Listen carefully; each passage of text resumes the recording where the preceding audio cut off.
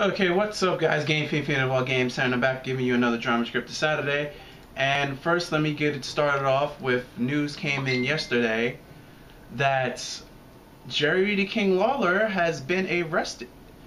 Apparently him and his 27-year-old fiance got into a domestic abuse situation at his house. Apparently it seems she came home drunk and then she scratched her, and then Lawler held her against the kitchen counter, then hit her in the head. Then for some odd reason, Lawler put a gun on the table and told his fiance to go kill herself, and then the cops just came and arrested both of them. And WWE found out about this and suspended Jerry the King Lawler indefinitely. So yeah. As you know, WWE has a zero tolerance involving domestic violence. So Jerry King Lawler has been suspended. We don't know for how long, but he's just been suspended. And seems like it was a crazy night. Thursday night into Friday morning. But let's head into the Money in the Bank. Here's my predictions.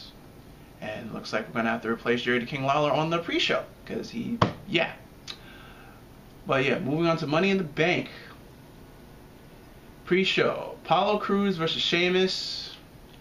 Hopefully WWE gives it to Apollo Crews since he is part of this new era. So hopefully Apollo Crews wins. Dolph Ziggler versus Baron Corbin. I think it's what is it? Then Dolph won, then Baron, then Dolph. So I think it's Baron's turn to win again since they keep going back and forth.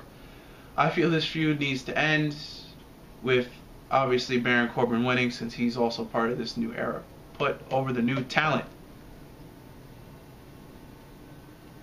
Sheamus has had his time. Dolph Ziggler wants to be Shawn Michaels, and he can't. He's had his time. Let Apollo Crews and Baron Corbin win the pre-show. U.S. Champion Rusev versus Titus O'Neil for the U.S. title. Give it to Rusev because I don't see Titus O'Neil. I don't see Rusev's title reign being that short unless they want to play hot potato with the title, which I hope they do not. So hopefully they have Rusev win because I hate when WWE plays hot potato with their titles. We got a Teddy Theodore long match style.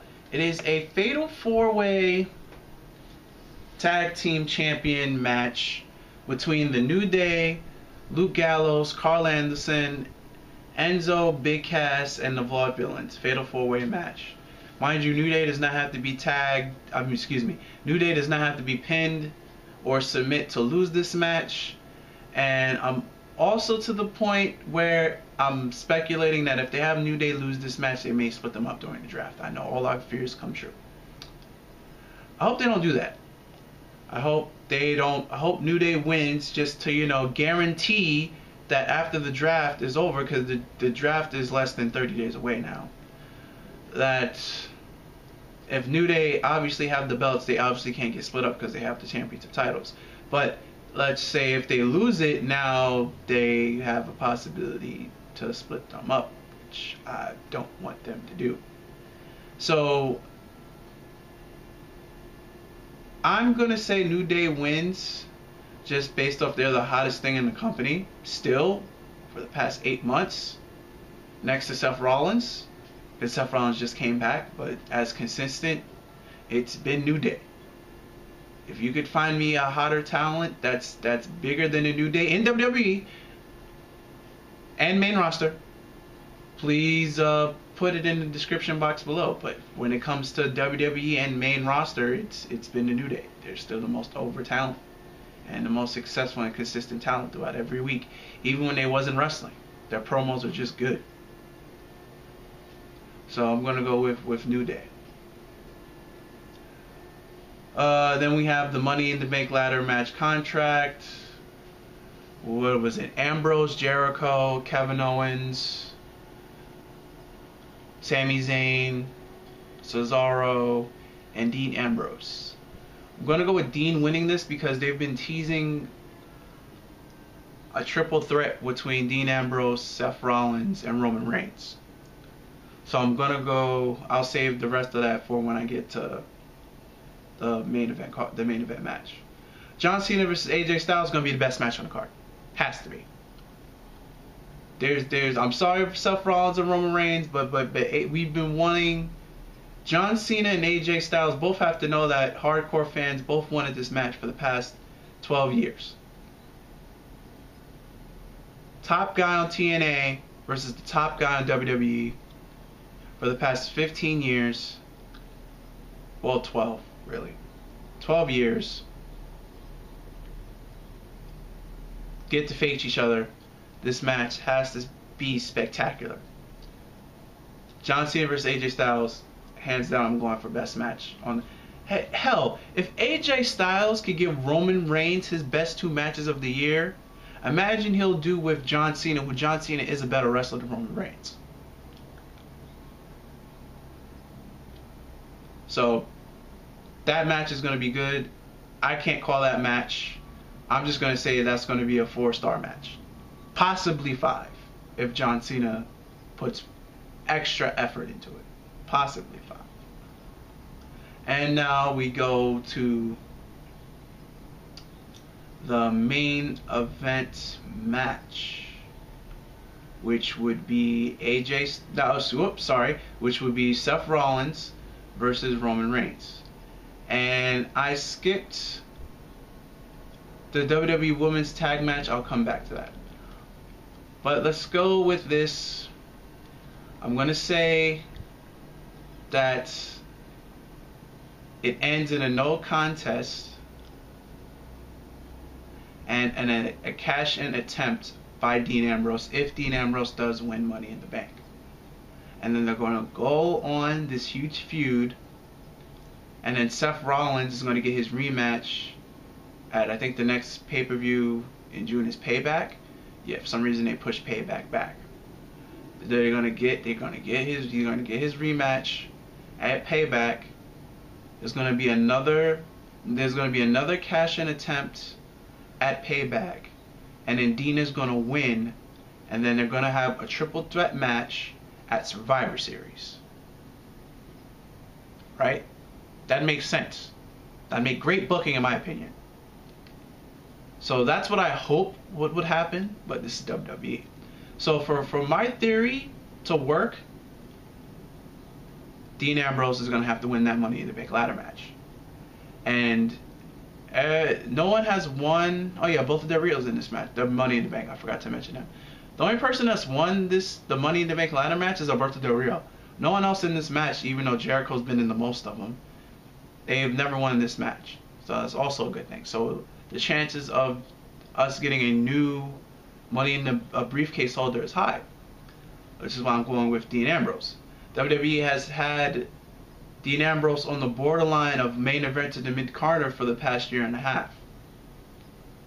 And for the first time, with him not being with the Shield, he's won back-to-back pay-per-view matches now. He hasn't done that. WWE always booked him right, always build him up, and then when it came to his pay-per-view match, he would lose. Now he's finally won 3 pay-per-view matches in a row. Hopefully he can win this Money in the Bank ladder match, and then have an attempt cash-in at Money in the Bank, and then, you know, they do what I said, rematch at Payback, Dean Ambrose actually gets a successful cash-in, and then triple threat at SummerSlam. There's your SummerSlam main event right there. It's not, well, I know it's kind of bad because SummerSlam is already sold out, so WWE does have the power to, like, not give a fuck since tickets are already sold out, because since it's in Brooklyn, there's little to no work, because NYC, Philly, Cali are the 3 biggest wrestling, well, let me say LA, because I'm saying cities, are the 3 biggest wrestling cities. So when it comes to Chicago's 4, Chicago's on that list. So that'd be 4. And if I would be the 5th, probably somewhere on the East Coast. But those are the top 4 major wrestling cities. Is NYC, Philadelphia, LA, and Chicago. So when it comes to selling out, they just say event, sold out, 10 minutes, gone, like that. So WWE doesn't even have to put the work in to make my dream come true, which would be the Shield and a triple threat match. But let's hope they do it to increase interest. But now to the thing that I skipped, because I missed it because it wasn't listed on the top, but it's listed here on the bottom. Keep in mind the women's championship is not on the line. That's negative number 1. So it's Charlotte and Dana Brooke versus Natalya and Becky Lynch. Those rumors about Dana Brooke becoming the female Roman Reigns, hopefully they're not true.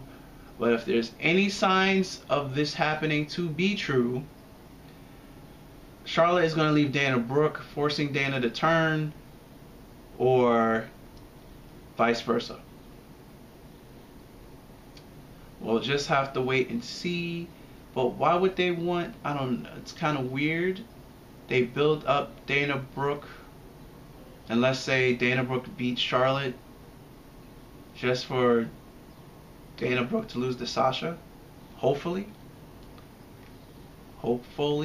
because I don't know why WWE hasn't been using her lately. I mean, there was a thing that she had a concussion, that's why she's not wrestling. But Enzo had a concussion after her concussion, if that story is true, and Enzo's already back in the ring wrestling. So I don't see what or why WWE isn't using Sasha Banks. But that's going to wrap this up for this week's Drama Script Saturday. Remember, this is Drama Script Saturday every Saturday. And if you like what you have witnessed, please remember to rate, comment, and subscribe. And until next Saturday, guys, later and peace.